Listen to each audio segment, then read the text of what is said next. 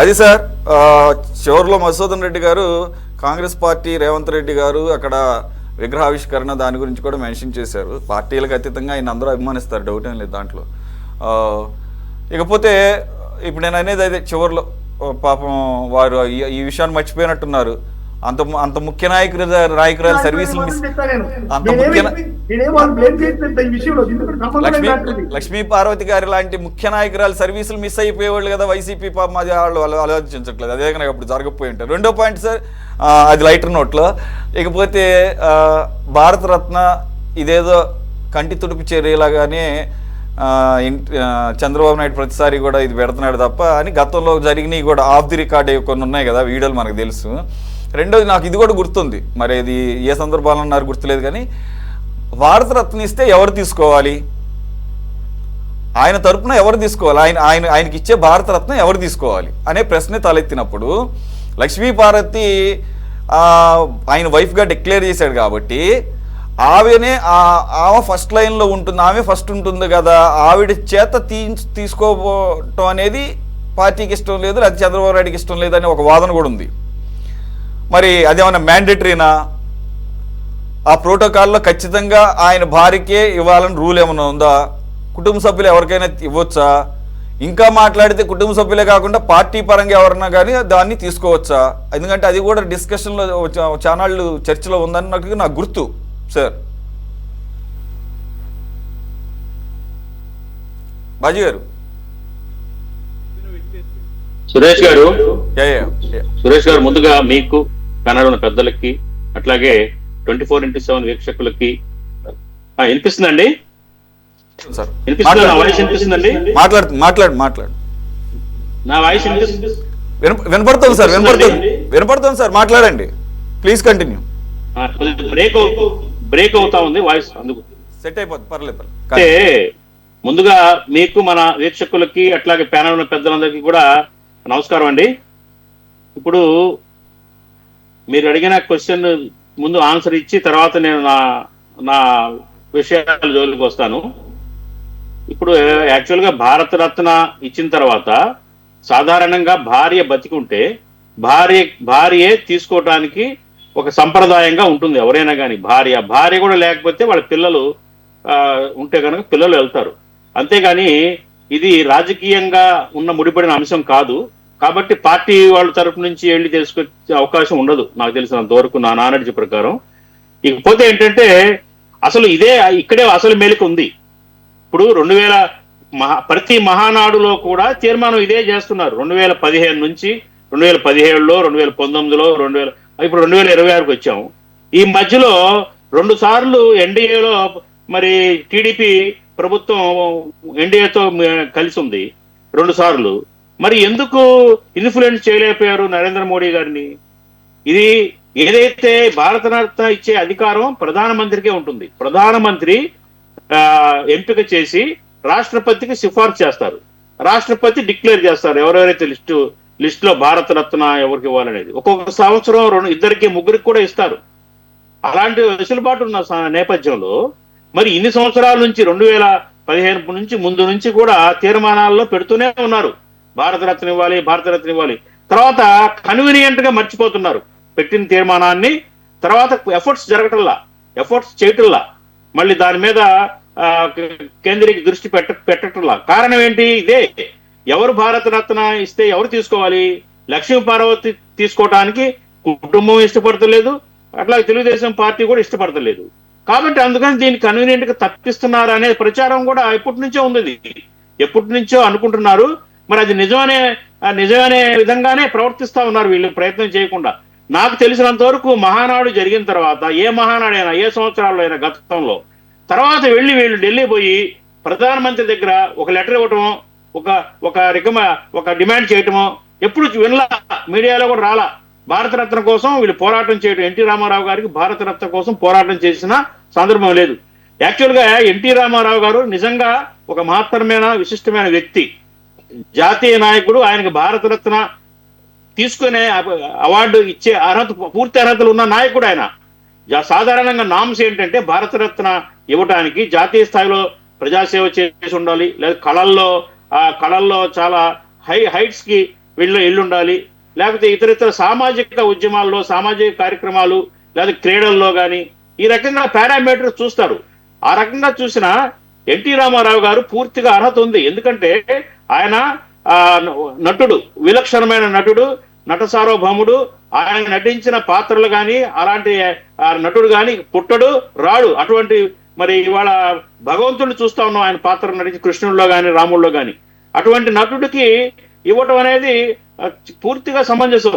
ఇవాళ కూడా అర్హత పూర్తిగా అర్హత. అంతేకాకుండా ఆయన రాజకీయాల్లో పెను మార్పులు తెచ్చాడు.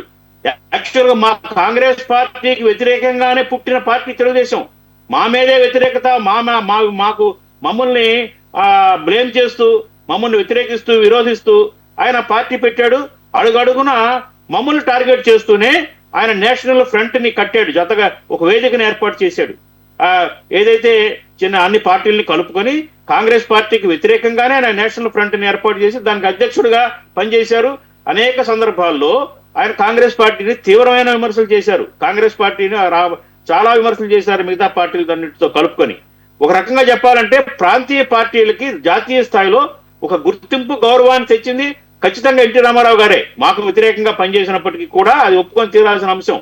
అయితే ఏంటంటే ఇక్కడ ఎందుకు మరి అలాంటి వ్యక్తి కేవలం ఒక జాతీయ స్థాయిలో రాజకీయ వేదికని, వినూత్నమైన వేదికని ఏర్పాటు చేయటమే కాకుండా ఆయన పరిపాలనా టైంలో అసలు ఒక సామాజిక న్యాయం, నిజమైన సామాజిక న్యాయాన్ని తీసుకొచ్చింది ఎన్టీ రామారావు గారే. ఎందుకంటే ఆయన పార్టీ పెట్టిన తర్వాత అతి సామాన్యులకు టికెట్లు ఇచ్చారు, లెక్చరర్లకి, అట్లాగే బీసీలకి, ఎస్సీ ఎస్టీలకి, మరి చిన్న వాళ్ళకు కూడా టికెట్లు ఇచ్చి ఎమ్మెల్యేలని, మంత్రులను చేసిన ఘనత, ఆ రకమైన రిఫార్మ్స్, విప్లవాన్ని తీసుకొచ్చింది ఎన్టీ రామారావు గారు. అలాగే ఆయన పరిపాలనలో కూడా ₹2 బియ్యం పథకమే కాదండి, మండల వ్యవస్థను ఏర్పాటు చేయడం కానీ, పటేల్ పట్వారీ వ్యవస్థను రద్దు చేయడం కానీ చాలా సాహసోపేతమైన నిర్ణయాలు ఆయన తీసుకున్నాడు. నా మంత్రులు గడ్డి తింటున్నారు అని బహిరంగంగా ప్రకటించిన ఏకైక ముఖ్యమంత్రి ఎన్టీ రామారావు గారు.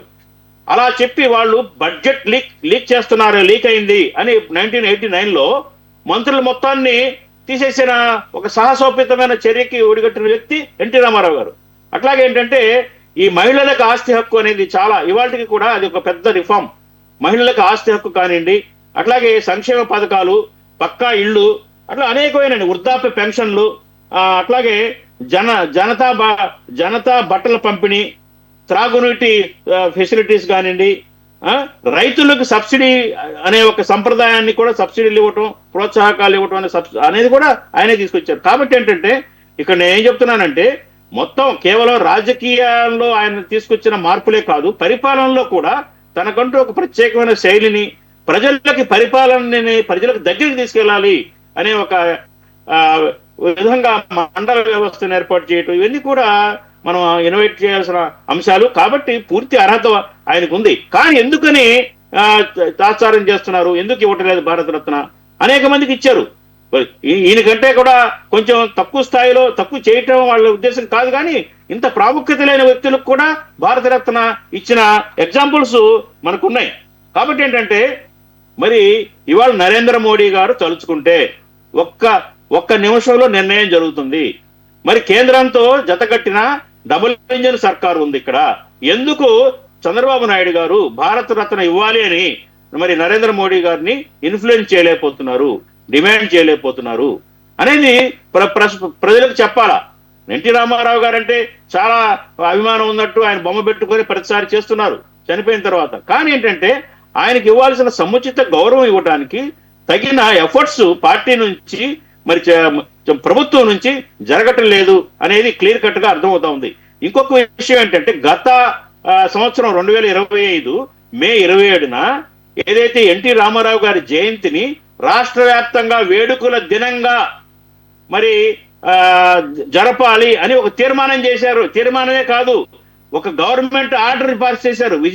సిఎస్ విజయానంద్ గారు ఒక ఉత్తర్వు కూడా పాస్ చేశారు. అధికారికంగా జిల్లా కేంద్రాల్లో మరి ఎన్టీ రామారావు గారి జయంతి రోజున మే 28 రోజున మరి ఒక జిల్లా వ్యాప్తంగా కార్యక్రమాలు చేయాలి అని ఒక ఉత్తర్వు ఇచ్చారు. అది ఏమైందంటే బుట్ట దాఖలు చేశారా? ఎందుకు దాన్ని మళ్ళీ ఇగ్నోర్ చేశారు? ఇవాళ 28 ఇవాళ మనం మాట్లాడుకోవాల్సిన అవసరం ఉంది ఎన్టీ రామారావు గారి గురించి. ఎందుకంటే ఆయన పుట్టినరోజు ఇవాళ, జయంతి ఇవాళ. మరి ఈ రోజు ఇవాళ ఎక్కడ నాకైతే కనపడలా ఏ జిల్లాల్లో కూడా కార్యక్రమాలు చేసినట్టుగా. ఈ మహానాడుకి వర్చువల్ గా అందరూ శ్రేణులందరూ, పార్టీ శ్రేణులందరూ మీటింగ్లు ఏర్పాటు చేసుకొని ఈ 2 రోజులు ఈ ఉపన్యాసాలు వినటానికే సరిపోయింది తప్ప మరి ఆ కార్యక్రమాలు ఎన్టీ రామారావు గారి స్ఫూర్తిదాయకమైన ఆయన జీవితం పట్ల కానీ, ఆయన పరిపాలన పట్ల కానీ, ఆయన రాజకీయ ప్రస్థానం పట్ల కానీ ఒక స్ఫూర్తిదాయకమైన విషయాల్ని ప్రజల్లోకి తీసుకెళ్ళడానికి కావాల్సిన కార్యక్రమాలు ఎందుకు అది జరపలేదనేది నా క్వశ్చన్. మరి ఏదో ఒక మనం తీర్మానాలు చేయటం, ఆర్డర్లు ఇవ్వటం, చెప్పడం కాదు కదా. నిజమైన చిత్తశుద్ధితోటి ఆయన పట్ల అంకిత భావంతో పనిచేయాలి. అలాగే మన వైసీపీ మిత్రుడు ఎన్టీ రామారావు గారి గురించి చాలా చాలా గొప్పగా, చాలా అభిమానంతో, చాలా సానుభూతిని వ్యక్తపరుస్తా ఉన్నారు. ఏమని? భారతరత్న ఇవ్వలేదని. అయ్యా, మీరు మీ అధికారంలో ఉండగా జగన్మోహన్ రెడ్డి గారు విజయవాడలో ఎన్టీఆర్ ఆరోగ్య యూనివర్సిటీ, ఎన్టీఆర్ యూనివర్సిటీని పేరు మార్చేశారు. మీకు ఏం అభిమానం ఉందండి? ఎందుకు మాట్లాడతారు మీరు? ఎందుకండి? పేరు తీసేశారు, వైఎస్ఆర్ పేరు పెట్టేశారు, మార్చేశారు. ఏం అవసరం ఉంది? మీరు ఎన్టీఆర్ మీద నిజంగా అభిమానం ఉంటే ఆగండి, మీరు ఆగండి, నన్ను మాట్లాడండి, తర్వాత మాట్లాడతారు. మీరు ఆగండి, నన్ను చెప్పనండి. మీరు పేరు ఎందుకు తీసేశారు? నా క్వశ్చన్ అదొకటి. రెండో క్వశ్చన్ ఏంటంటే, సరే అంత ప్రేమ ఉన్నప్పుడు మీ జగన్మోహన్ రెడ్డి గారు ఎందుకు నరేంద్ర మోడీ గారు దత్తపుత్రుడే కదా, నరేంద్ర మోడీ గారిని భారతరత్న ఎన్టీ రామారావు గారు ఇవ్వండి అని ఏనాడని అడిగాడా? ఆవిడ సతీమణి మీ పార్టీలోనే ఉంది కదా. మరి ఆవిడన్నా అడుగుతుంది కదా. మరి ఆవిడ కోసం అంతా కానీ మీ పార్టీ అధినేత నరేంద్ర మోడీ గారిని మెప్పించి మరి ప్రకటన ఒకటి చేయించండి, ఎన్టీ రామారావు గారికి భారతరత్న ఇవ్వాలని వైసీపీ డిమాండ్ అని మీరు ప్రకటన చేయించండి మీ నాయకుడి చేత. మీకు అంత ప్రేమ, సానుభూతి, అభిమానాలు కట్టలు తెంచుకుంటుంటే కనుక, మీరు నిజంగా అభిమానం ఉంటే పేరు ఎందుకు మారుస్తారండి? ఎవరైనా కానీ పేరు మార్చేస్తారా? ఉన్న పేర్లు తీసి సొంతంగా మీకు కావాల్సిన పేరు పెట్టుకుంటారా? వైఎస్ఆర్ అంటే మాకు అభిమానం, మా నాయకుడే, మా కాంగ్రెస్ నాయకుడే.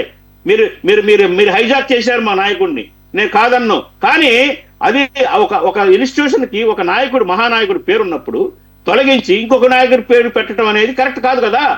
అలాంటి పనులు చేసి ఇవాళ మీరు కన్నీళ్లు కారిస్తే, ముసలి కన్నీళ్లు కారిస్తే ఎలా అండి? కాబట్టి నేనేమంటున్నానంటే, ఎట్టి చంద్రబాబు నాయుడు గారిని డిమాండ్ చేయండి. మేము కలుస్తాము, మేము అడుగుతాము భారతరత్న ఎన్టీ రామారావు గారికి ఇవ్వమని. ఎందుకంటే వారి వైఫ్ మా పార్టీలోనే ఉంది, ఆవిడ బాధపడుతుంది ఇవ్వట్లేదని. కాబట్టి మీరు కూడా అడగండి, మేము అడుగుతాము, ఒత్తిడి చేద్దాము నరేంద్ర మోడీ మీద అని మీరు రేపు పొద్దున తీర్మానం చేయించండి మీ పార్టీ ప్లేనరీలో. కాబట్టి ఏంటంటే, మనం మాట్లాడేటప్పుడు మనం మాటల్లో ఒకటి లోపల ఒకటి అనేది కరెక్ట్ కాదు.